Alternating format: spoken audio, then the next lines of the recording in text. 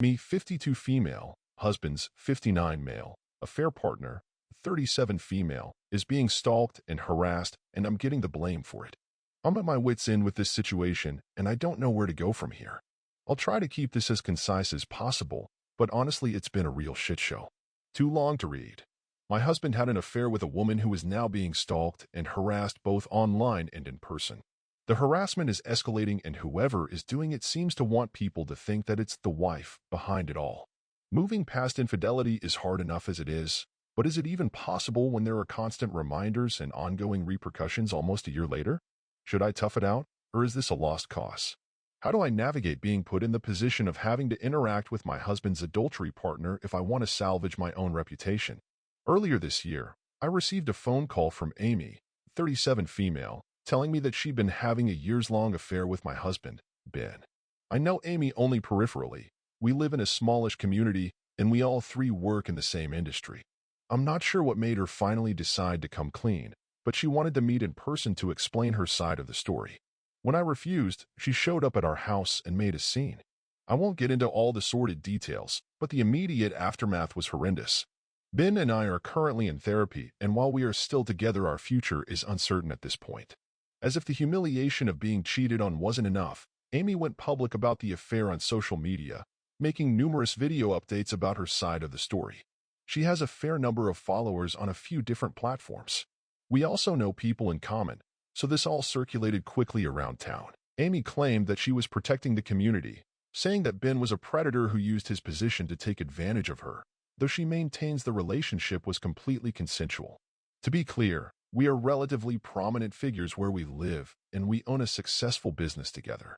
Amy described herself as a vulnerable, insecure woman who was swept away by a charming older man working in an industry she was trying to get ahead in. He strung her along, told her he loved her, and played on her emotions. According to Ben, they hooked up a handful of times over the past 3 years, usually when they found themselves at an event together without me. He insists there was no emotional involvement, and that he had been trying to distance himself from her at the time she contacted me. I still don't know which of these narratives is closest to the truth, and I probably never will. For what it's worth, Ben showed me his phone, and the communication he has had with her seems to support his story, though of course I don't know if he deleted the more damning messages. Amy has threatened repeatedly to post proof that there was an actual relationship between them, but as far as I'm aware has not done so. I know how this all sounds and how it makes me look staying in this marriage, and I can admit now that I initially directed my anger at Amy and downplayed Ben's involvement. But with everything that's happened since, I feel like I'm completely unable to parse my emotions about all this. After a flurry of scandal, people eventually lost interest in our dirty laundry and Ben, and I started the long process of deciding how to move forward. I blocked Amy everywhere, so I was not tempted to check in on her. Then about 3 months ago, I suddenly received a barrage of notifications and direct messages on social media. I was horrified to see that they were from people I didn't know, accusing me of being behind a troll account that was viciously publicly attacking Amy online, making comments to the effect of her being a slut, a liar, a homewrecker, not welcome in our town. This person had also combed through my social media and was posting pictures of me and Ben, saying that Amy would never have what we have. The troll was following just one other account, mine. Amy's plethora of online friends had apparently concluded that the wife was the most likely suspect. I had to make all my social media private, including my business accounts, but not before having the humiliating experience of a bunch of internet strangers telling me that I'm old and ugly and that there was a reason my husband had cheated on me. I recruited a close friend to look into things, since I just wasn't up to it myself, and Ben is pretty illiterate when it comes to social media. This friend went back through Amy's posts, and apparently she has continued making regular videos updates about the affair and its fallout. According to these, someone has been stalking and harassing her since she went public about it.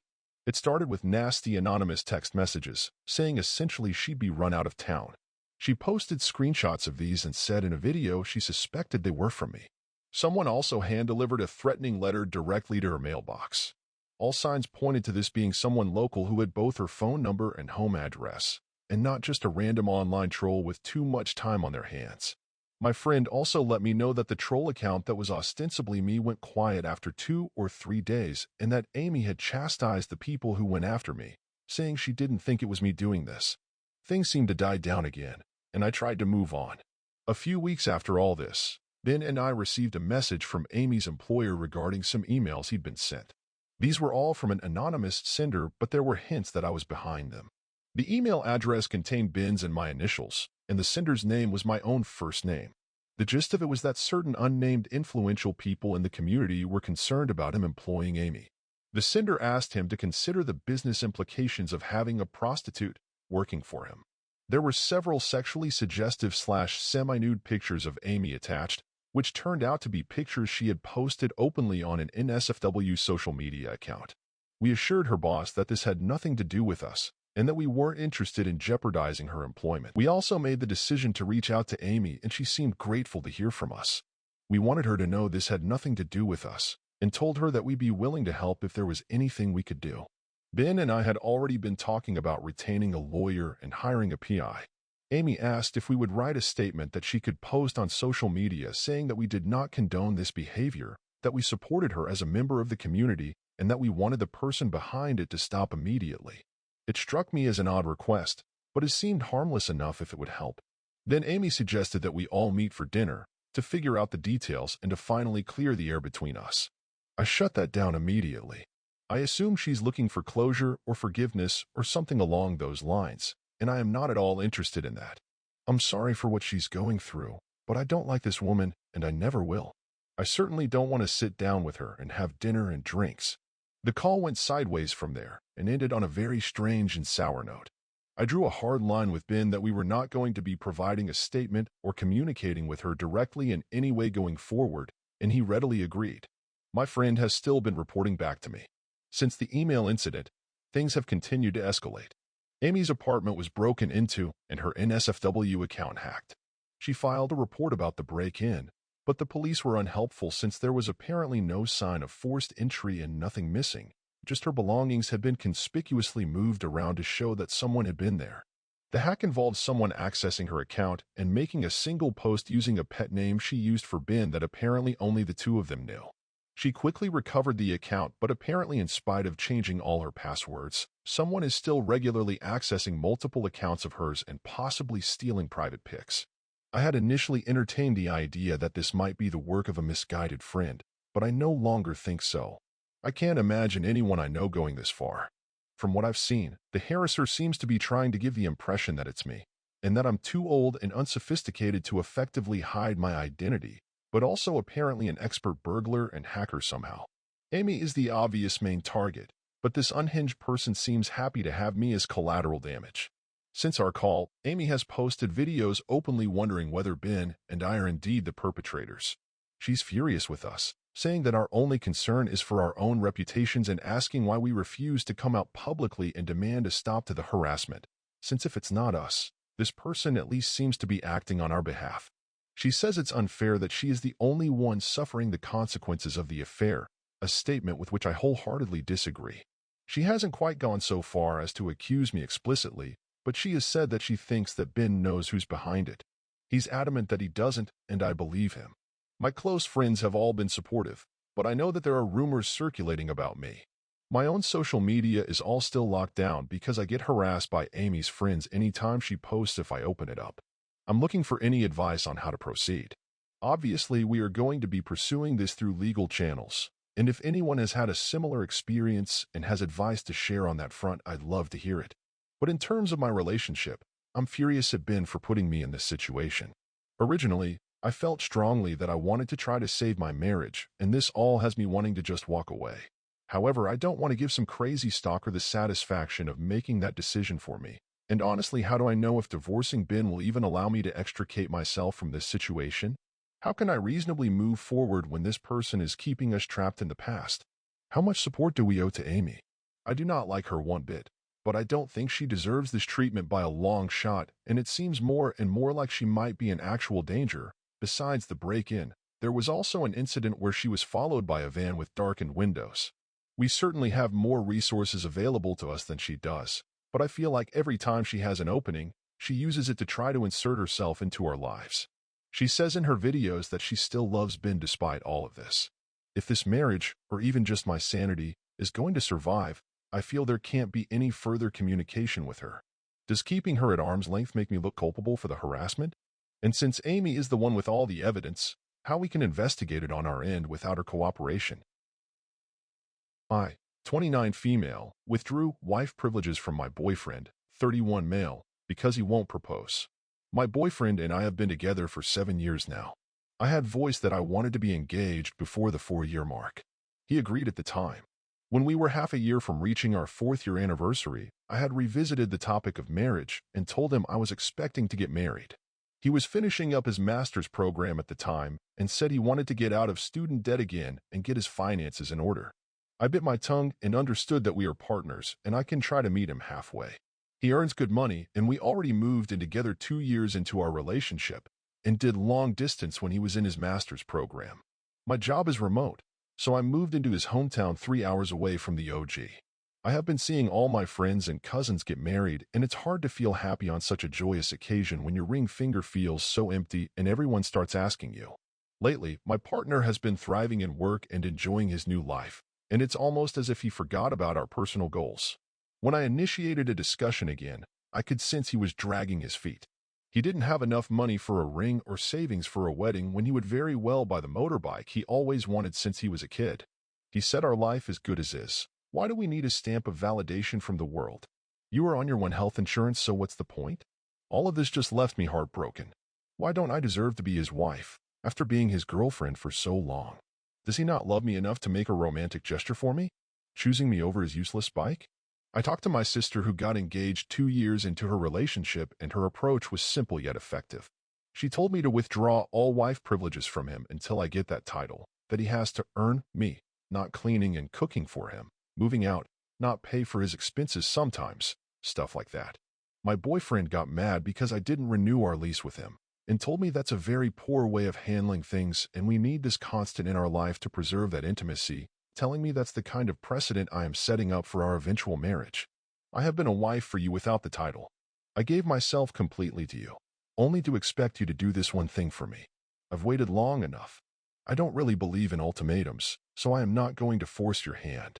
I am simply acting as your girlfriend now. If you really want our relationship to go back to what it was, you better give me an upgrade.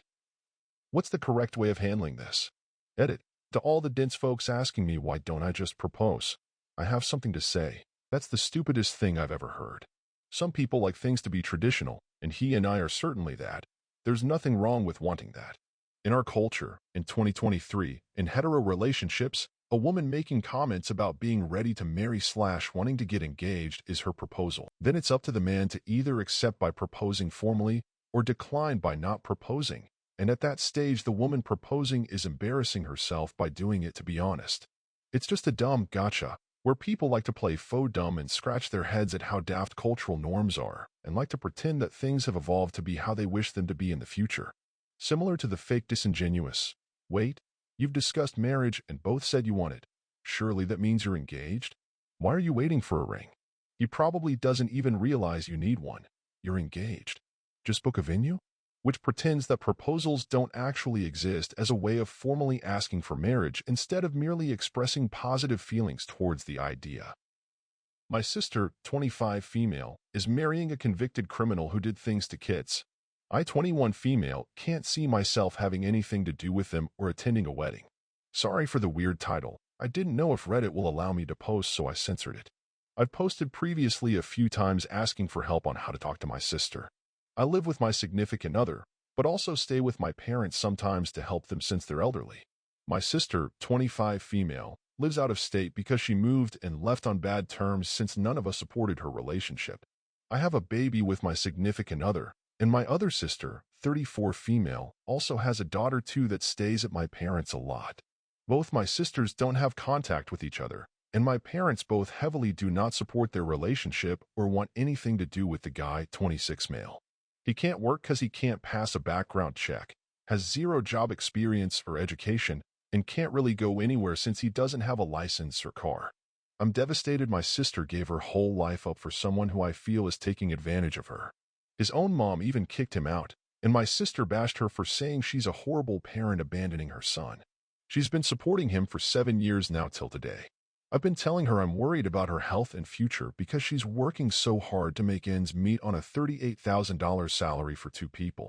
Not only that, but I'm not too friendly with the guy. He called my niece a bitch because my oldest sister found out his previous crimes and doesn't want him near her or her child. I feel the same exact way.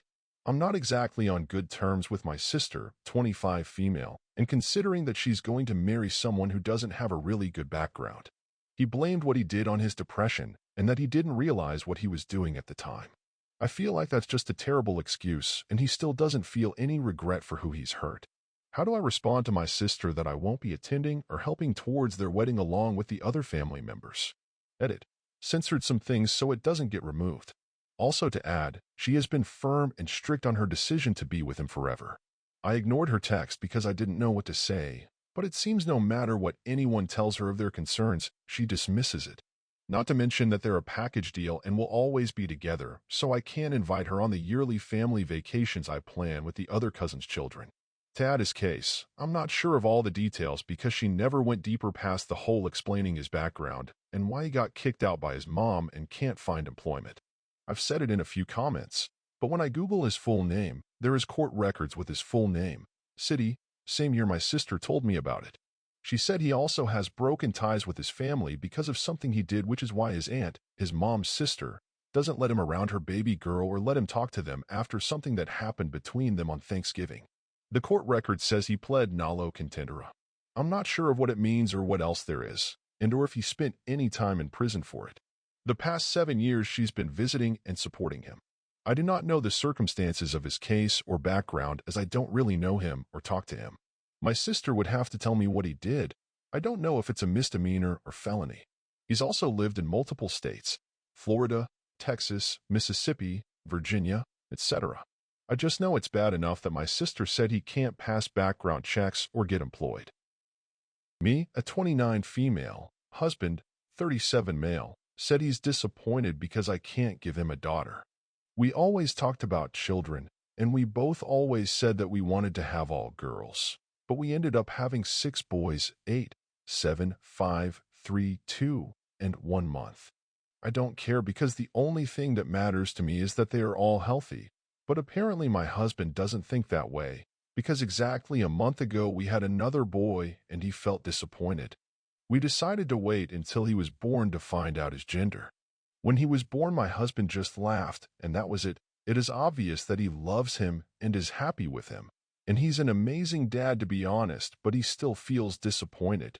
2 weeks ago, I was using his computer, where he has his WhatsApp connected, and I accidentally read a chat that he was having with his brother where he told him that he was disappointed that I couldn't give him a daughter.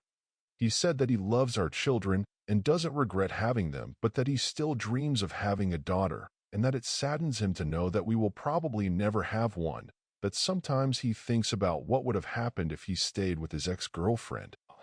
She currently has 3 girls, and honestly reading that made me feel really bad, because there is nothing I can do to determine the gender of our baby. And because it is horrible to know that he is still thinking about someone with whom he has not had a relationship for more than a decade.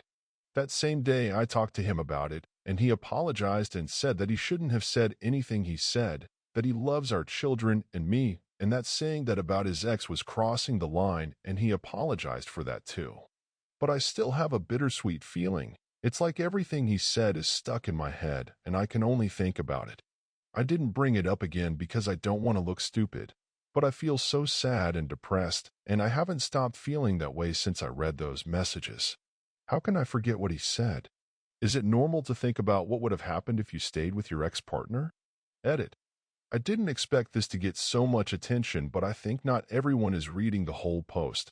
I already talked to him about it, and he apologized and said he loves us no matter what. Also, I don't know why are y'all saying that he's a bad father, because that's not true. He's the best dad I could ever ask for our children. And I won't say that he helps me, because fulfilling his role as a father is not helping. It is doing what he should do. And so far I can't complain because he is amazing at being a father and a husband. So I don't know why you say he wants to leave me when I only wrote a few paragraphs. You don't even know us. Saying that someone is creepy or has creepy reasons for wanting to have a daughter is so stupid. You don't even know him, so stop projecting how you feel about women onto him. P.S. You guys are right about only one thing. He's really bad at biology. He wanted to be a doctor when he was a teenager, but he couldn't get into med school, so he ended up being a lawyer LMAO. Me, 28 female, husband, 49 male, lost his best friend, 50 male, from high school because he crossed a line with me, and now I can't stop feeling bad because I shouldn't have said anything. 2 weeks ago, my husband's friend had a horrible fight with his wife, and she kicked him out of their house. So my husband and I decided to welcome him into our house. Well, he was living with us for a few days, and at first everything was normal, but then he started making me uncomfortable like never before. He started invading my personal space or brushing against me when he passed by, and things like that. And I refused to believe that he would do something like that after so many years of friendship, so I kept quiet and never said anything to him. But apparently that encouraged him more because he didn't stop. One day I was in the kitchen and my husband was upstairs taking a shower, and he said he wanted to help me, but all he did was get behind me with the excuse of taking something from the cupboard to rub himself against me. And that made me feel very disgusted, so that day I talked to my husband, and fortunately he believed me and confronted him immediately, and he flatly denied it and said that I was lying, that he should put me in my place. And my husband hit him, and it all ended in a horrible physical fight that could only be stopped by calling my brother-in-law, who lives a block from our house. Since then, my husband and him have not spoken again, and I doubt they will because my husband is really mad at him, and I can't stop feeling bad. What if I imagined it all? I mean, we have a 3-month-old and we haven't been sleeping much, and it is possible to have hallucinations when you do not rest well. They have been friends since they were in high school. It is his longest friendship, and it was destroyed in seconds because of me. I should have confronted him alone to avoid this. My husband thinks that it's not like that the right thing to do was to tell him, and that it's not my fault, but I feel that it is. One of their friends that they have in common took his friend's side and stopped talking to my husband too. And the worst thing is that everyone blames me because they think that I brainwashed him and turned him into someone unrecognizable. And for some reason I let those words affect me, and I don't know how to stop thinking like that. My husband has supported me a lot, but I still feel bad. Is this a normal feeling? Will it go away with time? My wife, 28 female, told me, 28 male, that I'm not allowed to bring our children to my parents' house. What do I do? We live about 10 minutes from my parents' house. My parents built a home on a large piece of land and had a pool built. Around the pool was a 3-foot fence made of hog wire. Not the ideal safety fence for young children. My wife said the children are not allowed there without us there with them, for safety concerns, which I understood. During that time, we made it clear to my parents what our concern was. My mom said she understood and was working on a solution. After a few months, they decided to extend the fence up to 6 feet. Now my wife is telling me that since they refused to install a safe pool fence, our kids aren't allowed there anymore, even with us there. I'm pretty pissed off and conflicted because I saw the 6-foot fence currently installed, and sure, it's not the ideal child-safe pool fence, but it's in my eyes good enough. I know my children would not be able to climb that, and if so, my mom is very attentive to the kids when they are there. This is a big point of friction for my wife and I. I'm tempted to say fuck it and just bring them anyways, but I'm not trying to push it so far where divorce becomes any kind of option. I blew up on my wife when she brought it up. She knows every time she brings it up it's an issue, because I'm stressed from recent changes at work, Marine Reserves, and school. I love my wife, but recently she's been very against my family. My sister-in-law decided to get very big into those smut books, to the point where she's sharing some pretty disturbing stuff to social media. So now my wife said we won't go to any family functions if my sister-in-law is invited, because she doesn't want our kids around that type of person. Which I get, but I don't want to be the person to have to explain that and tell my parents I won't hang out with the family for the holidays. Recently, my mom has been coming to my daughter's soccer games, and my wife just barely acknowledges her. The tensions is insane, and my mom tries talking to my wife, but my wife will be short and hardly ever even look at my mom. I just don't know what to do here and needed to vent. Of course, when I blew up on my wife, she made me out to be the bad guy and about how she just wants the kids to be safe. This just happened, and I'm still coming down from being pissed. So sorry if it seems like I'm just rambling. What should I say? Should I just bring my kids anyways? I just want one thing in my life to be normal, and if I can't have a normal relationship with my parents, then I just don't think I'll ever have any sort of a normal life. Thanks for watching. Please like, comment, and hit the notification bell so you don't miss out on new videos.